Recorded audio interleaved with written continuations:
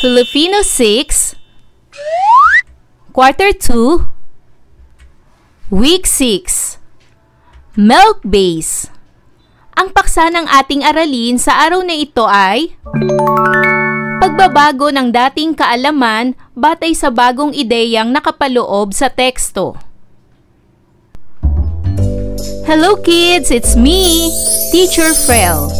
Don't forget to subscribe, like, and share, and hit the notification bell for the latest video.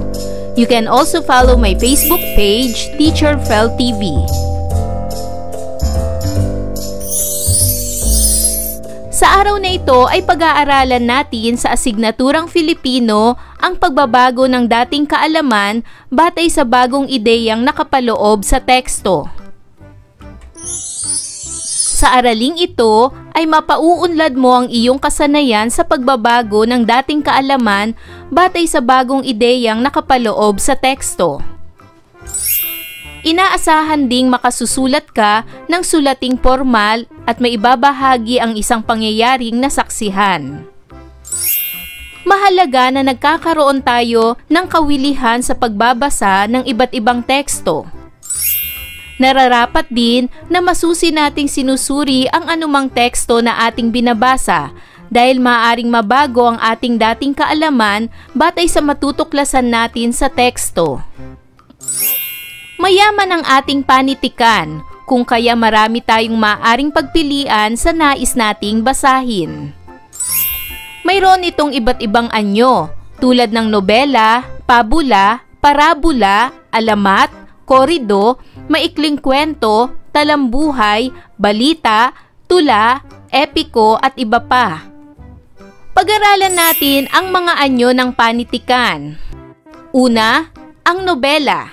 Ang nobela ay kwento o pagsasalaysay ng buhay ng mga tao na nagbibigay aliw at pumupukaw sa damdamin ng mga mambabasa. Binubuo ito ng mga kabanata na pinagdugtong-dugtong upang mabuo ang kwento. Ang mga halimbawa nito ay Noli Me Tangere at El Filibusterismo ni Jose Rizal. Ang pangalawa naman na anyo ng panitikan ay ang pabula.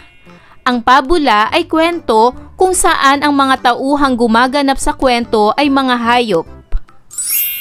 Ang halimbawa nito ay si Langgam at si Tipaklong, si Pagong at si Kuneho, si Pagong at si Matching, ang leyon at ang daga, at marami pang iba. Ang pangatlo naman na anyo ng panitikan ay ang parabola. Ang parabola ay kwento na hango sa Biblia. Ang alibughang anak, ang mabait na Samaritano, at ang maghahasik ay ilan sa halimbawa ng parabola. Ang pang-apat naman na anyo ng panitikan ay ang alamat. Ang alamat ay kwento kung paano nagsimula ang mga bagay-bagay. Ang halimbawa ng mga alamat ay ang alamat ng pinya, alamat ng lansones, alamat ng agila, alamat ng ampalaya, at marami pang iba. Ang panglima naman na anyo ng panitikan ay ang korido. Ang korido ay mahabang tulang pasalaysay tungkol sa mga kabayanihan at pakikipagsapalaran ng mga hari, reyna, prinsipe, prinsesa, at maharlikang mga tao. Isang halimbawa ng korido ay ang Ibong Adarna. Ang pang-anim naman na anyo ng panitikan ay ang maikling kwento. Ang maikling kwento ay maikling pagsasalaysay ng mga pangyayari na kapupulutan ng mabuting aral. Ang ilan sa halimbawa nito ay si Juan at ang Alimango, si Juan Tamad, ang mahiwagang singsing, at iba pa. Ang pangpito naman na anyo ng panitikan ay ang talambuhay. Ang talambuhay ay kwento o tala ng personal at mahalagang detalye ng buhay ng isang tao. Ang mga halimbawa ng mga talambuhay na mababasa natin ay ang talambuhay ng mga bayani, politiko, at mahalagang personalidad sa pamayanan. Maaari mo ring isalaysay ang mga detalye ng iyong buhay sa paraan ng pagsusulat ng iyong talambuhay. Ang pangwalo na anyo ng panitikan ay ang balita. Ang balita ay pagsasalaysay ng mahalagang impormasyon at pangyayari sa ating pamayanan. Maaari itong mabasa sa mga pahayagan. Ang pangsyam na anyo ng panitikan ay ang tula. Ang tula ay pagsasalaysay na may saknong at tugma na umiikot sa isang paksa. Ang halimbawa ng tula ay ang apat na ina at ang aming barangay. At ang pangsampu na anyo ng panitikan ay ang epiko. Ang epiko ay isang mahabang tula. Ito ay nagsasalaysay ng mga kwento ng pakikipagsapalaran o kabayanihan ng isang tao o tribo. Mahalaga ang pagbabasa. Ang pagkakaroon ng kawilihan sa pagbabasa ay nakatutulong upang madagdagan ang iyong kaalaman. Makatutuklas ka ng iba't ibang impormasyon mula sa mga teksto na iyong binabasa. Madadagdagan at mababago ang dating kaalaman batay sa natutuklasan mo sa tekstong iyong binabasa. Naatasan ng mga mag-aaral na magbasa ng iba't ibang teksto upang mabago ang kanilang dating kaalaman batay sa matutuklasan nila sa tekstong kanilang babasahin. Narito ang kanilang pag-uusap. Ang dami naman ang babasahin natin. Bakit kailangan nating magbasa ng iba't ibang teksto? Ang sabi ng ating guro, mababago ang dati nating kaalaman batay sa matutuklasan natin sa teksto na ating babasahin. Paano mababago ang dati nating kaalaman batay sa matutuklasan natin sa teksto? Ihanda mo na ang iyong sarili para sa mga katanungan. Ipinapaalala sa iyo na huwag mong babasahin ang kwento habang nagsasagot ka dahil nais ko munang malaman kung ano ang dati mo ng kaalaman at kung may mababago ba sa iyong kaalaman gamit ang mga tekstong ibibigay sa iyo sa araling ito.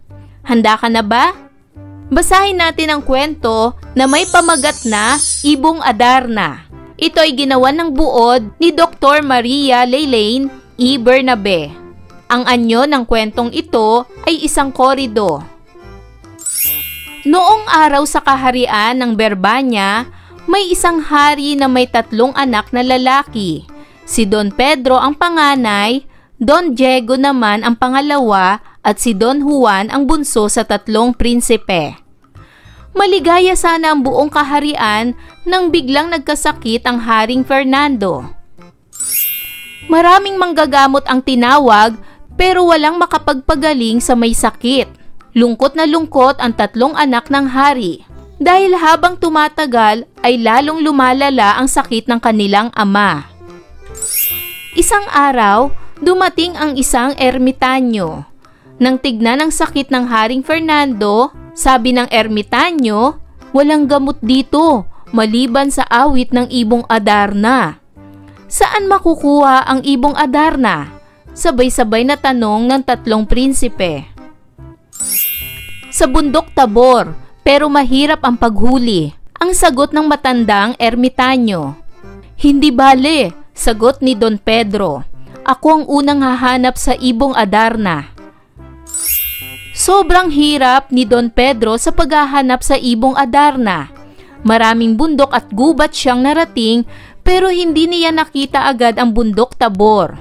Nagtiis siya ng maraming pagod at gutom bago niya nakita ang bundok na hanap niya. Sa bundok Tabor, nakatira ang Ibong Adarna sa isang magandang punong kahoy. Piedras Platas ang tawag sa punong iyon. Tuwing gabi, umuuwi ang Adarna sa puno upang matulog. Naghintay si Don Pedro sa ilalim ng puno. Balak niya, kapag dumating ang Ibong Adarna, saka niya aakyatin ng puno upang hulihin ang ibon. Dumating ang Ibong Adarna sa Piedras Platas. Magandang-maganda ang Ibong Adarna. Daigang reyna sa ganda ng kanyang balahibo.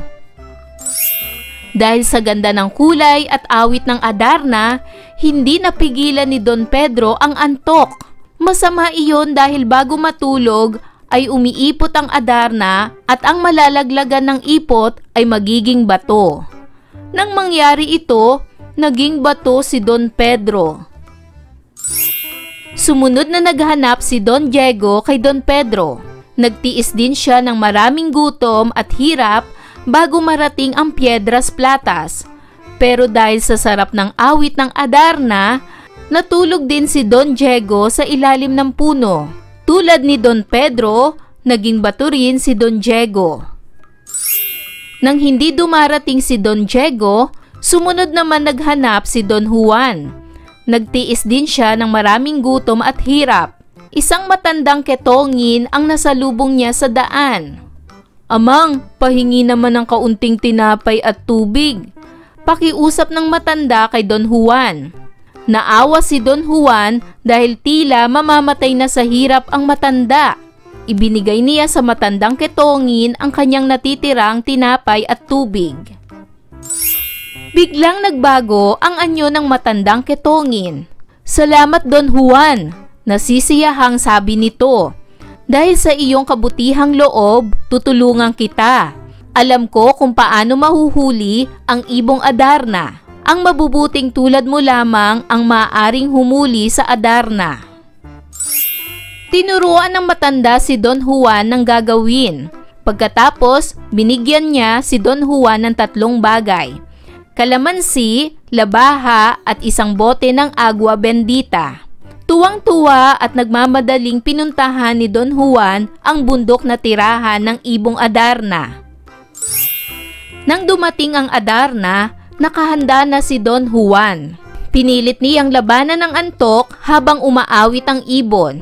Kapag inaantok na siya, hinihiwan niya ng labaha ang kanyang braso at pagkaraan ay pinapatakan ng kalamansi. Dahil sa kirot, nananatiling gising si Don Juan. Kaya pag-ipot ng Adarna, nakailag si Don Juan. Nang pumikit ang Adarna, hinuli ito ni Don Juan. Pagkatapos ay winisikan niya ang mga bato sa ilalim ng Piedras Platas. Naging mga tao ang mga batong nawisikan niya. Kasama sa mga naging tao ay sina Don Pedro at Don Diego. Tuwang-tuwang nagyakap ang 3 magkakapatid. Noon din ay bumalik sila sa kaharian ng Berbanya. Nang marinig ni Haring Fernando ang awit ng ibong Adarna, parang himala na bigla siyang gumaling at lumakas. Nagdiwang ang buong kaharian sa nangyari. Hangang-hanga sila sa katapangan ni Don Juan.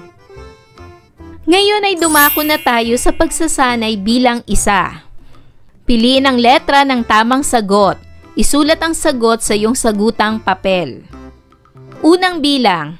Ano ang tawag sa kaharian na tahanan ng mga pangunahing tauhan? A. Berbanya. B. Albania. C. Atenas. D. Babylonia. Anong tamang sagot? Magaling! Ang tamang sagot ay letter A. Berbanya. Pangalawa, anong nangyari kay Haring Fernando? A. Nalumpo. B. Nagkasakit. C. Nawawala. D. Naging bato. Ano ang tamang sagot? Magaling! Ang tamang sagot ay letter B. Nagkasakit.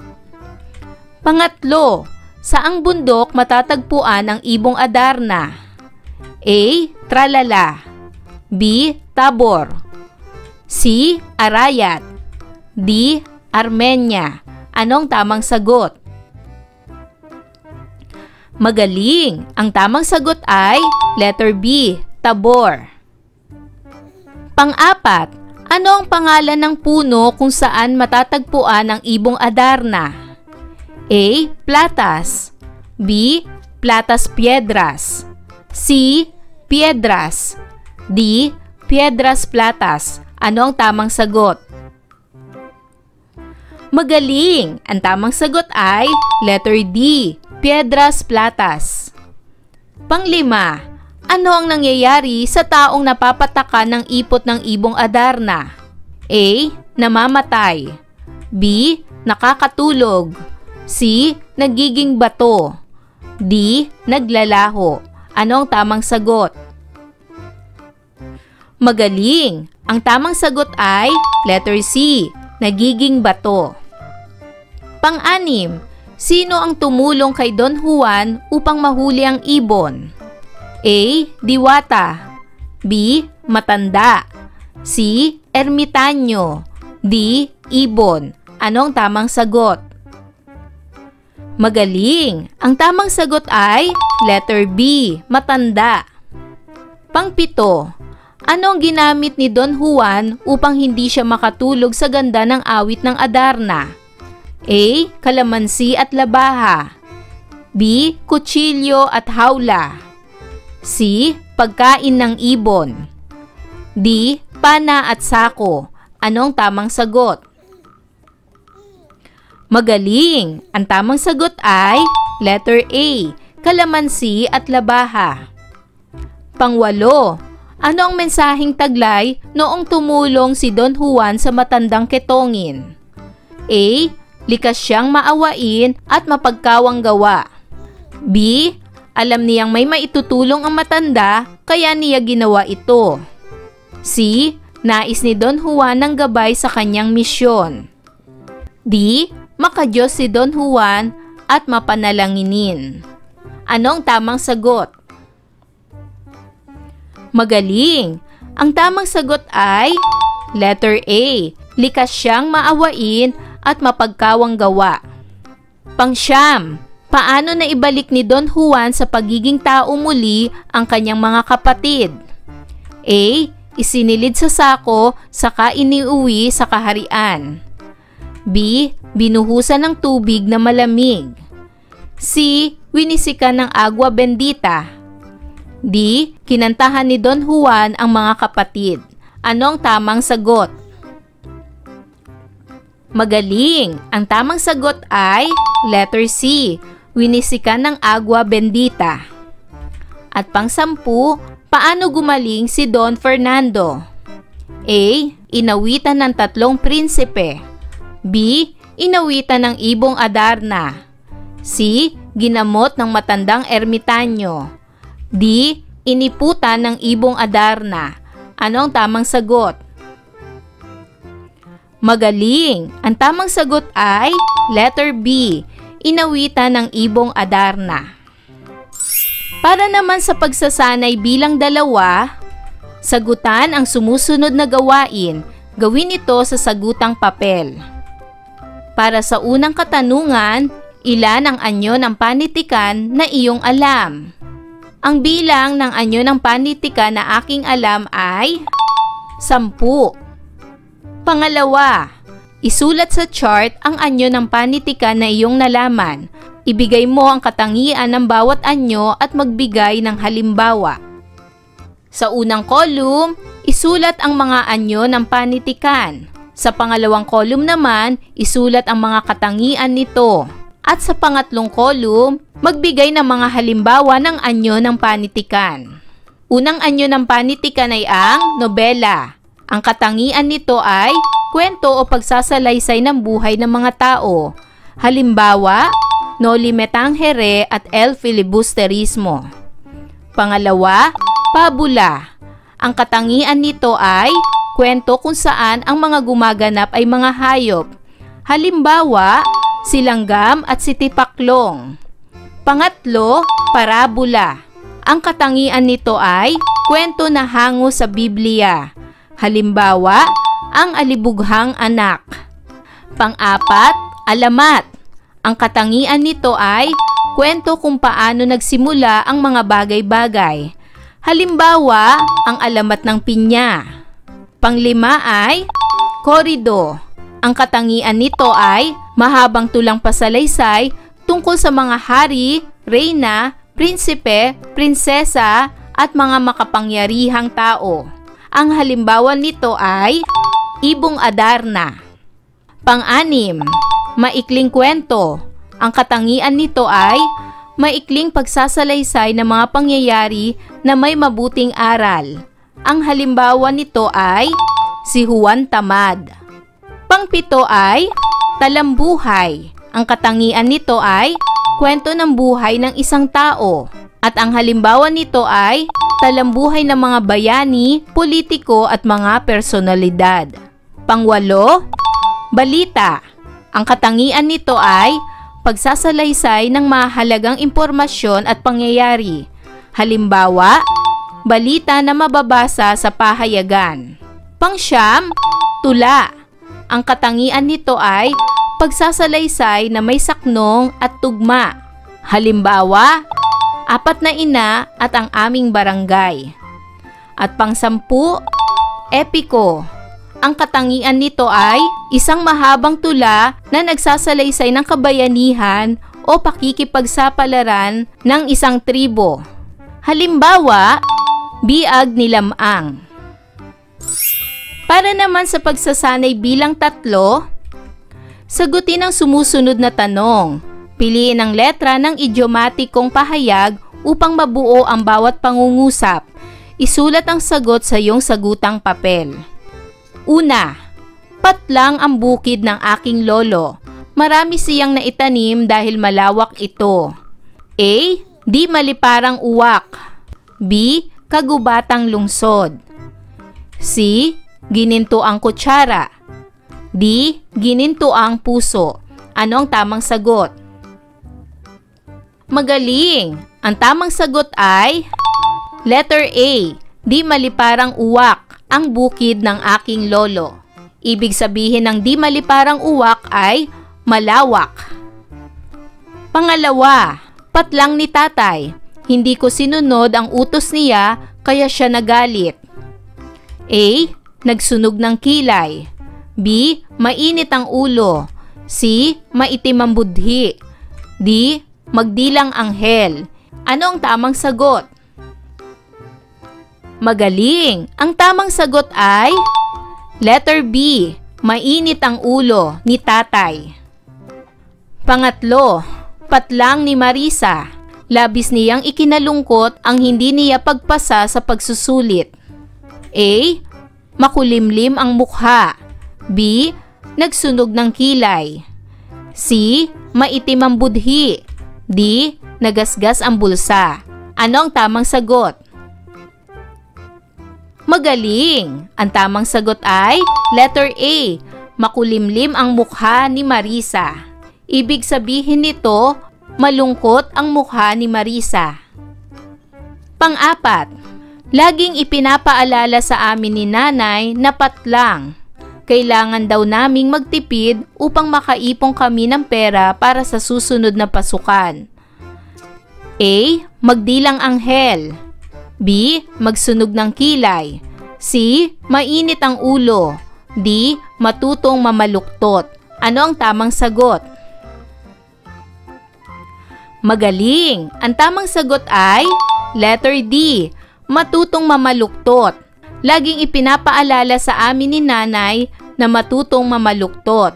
Ang ibig sabihin nito ay matutong magtipid o matutong magtiis. Panglima, ako ay patlang kagabi kaya mataas ang markang nakuha ko sa pagsusulit kanina. A. Nagsunog ng kilay. B. Magdilang anghel. C. Nangatog ang tuhod. D. Nag-isang dibdib. Ano ang tamang sagot? Magaling! Ang tamang sagot ay letter A. Nagsunog ng kilay. Ako ay nagsunog ng kilay kagabi kaya mataas ang markang nakuha ko sa pagsusulit kanina. Ang ibig sabihin ng nagsunog ng kilay ay nag-aral mabuti. Pang-anim, palaging sinasabi ni Lola Estela na magandang mamuhay sa probinsya. Patlang niya mas gusto niyang manirahan doon. A. Di maliparang uwak. B. Kagubatang lunsod. C. Bukang bibig. D.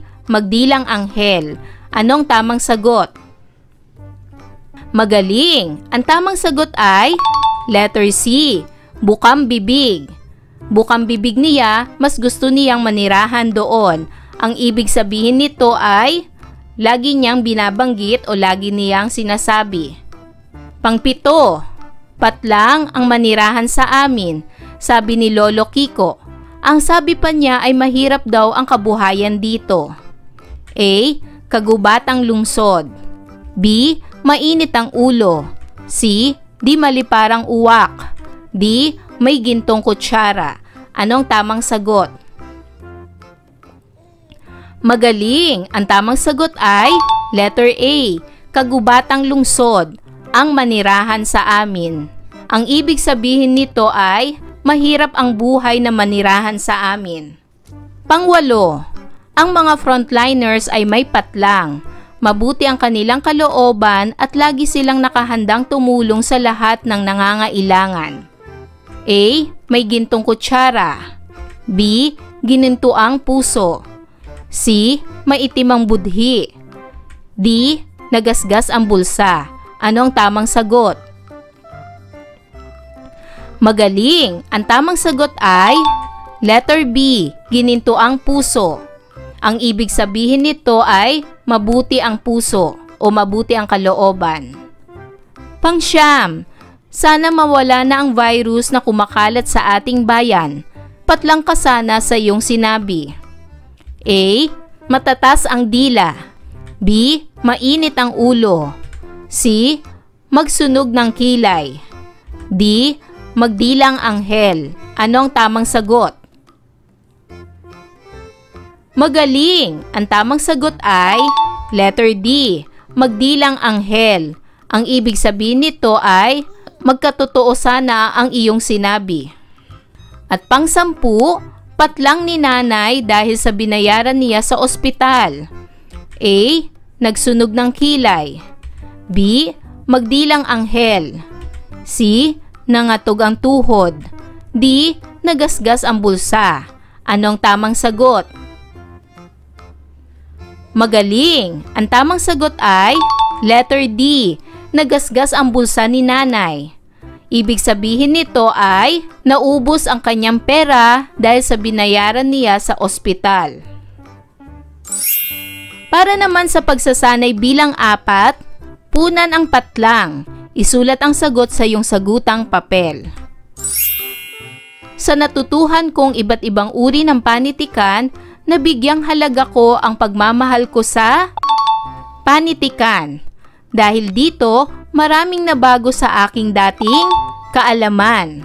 Nagkaroon ako ng pagkawili sa pagbasa at mataman kong sinusuri ang bawat tekstong aking binabasa. Tandaan, mayaman ang ating panitikan kung kaya marami tayong maaring pagpilian sa nais nating basahin.